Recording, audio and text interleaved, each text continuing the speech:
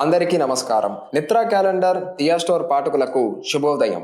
ఈరోజు 23వ తారీఖు ఫిబ్రవరి 2025 శ్రీ క్రోధినామ సంవత్సరం మాఘమాసం శిశిర ఋతువు ఉత్తరాయణం ఆదివారం. ఈరోజు తిథి దశమి ఉదయం 10:27 వరకు. తదుపరి ఏకాదశి. ఈరోజు నక్షత్రం మూల మధ్యాహ్నం 3:47 వరకు. తదుపరి పూర్వాషాఢ. ఈరోజు ద్వాదశ రాశుల వారి రాశి ఫలాలు ఏ విధంగా ఉన్నాయో తెలుసుకుందాం. ముందుగా మేషరాశి. ఊహించని కలహాలు కలుగుతాయి. ముఖ్యమైన వ్యవహారాలలో అవరోధాలు కలుగుతాయి. వృత్తి వ్యాపారాలలో శ్రమ తప్ప ఫలితం కనిపించదు. వ్యాపారాలు ఉద్యోగాలు మందకొడిగా సాగుతాయి. వృధా ప్రయాణాలు చేయవలసి వస్తుంది. నేత్ర సంబంధిత ఉదర అనారోగ్య సమస్యలు బాధిస్తాయి.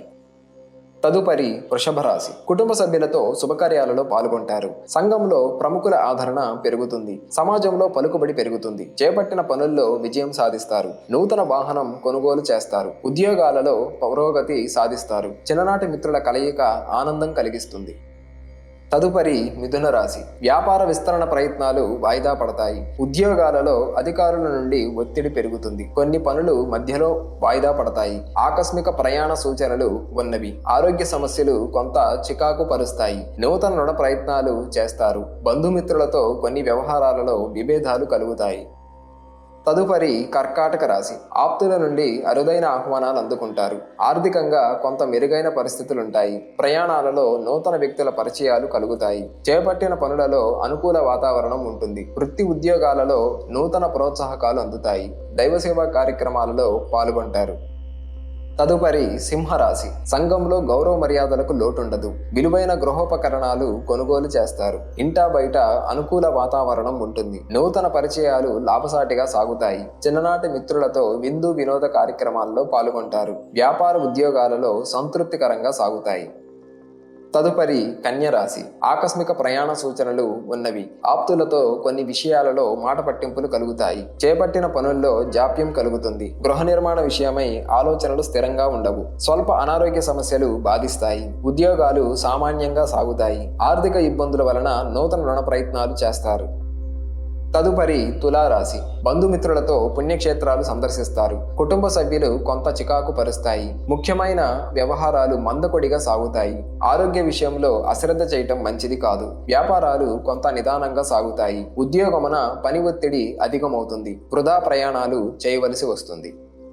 తదుపరి వృశ్చిక రాశి. ఆర్థిక వ్యవహారాలు ఆశాజనకంగా ఉంటాయి. చేపట్టిన పనులు సజావుగా పూర్తి చేస్తారు. నిరుద్యోగులకు శుభవార్తలు అందుతాయి. ఉద్యోగాలలో హోదాలు పెరుగుతాయి. నూతన గృహ నిర్మాణ ప్రయత్నాలు వేగవంతం చేస్తారు. ఆప్తులు ఆగమనం ఆనందం కలిగిస్తుంది. వృత్తి వ్యాపారాలు లాభసాటిగా సాగుతాయి.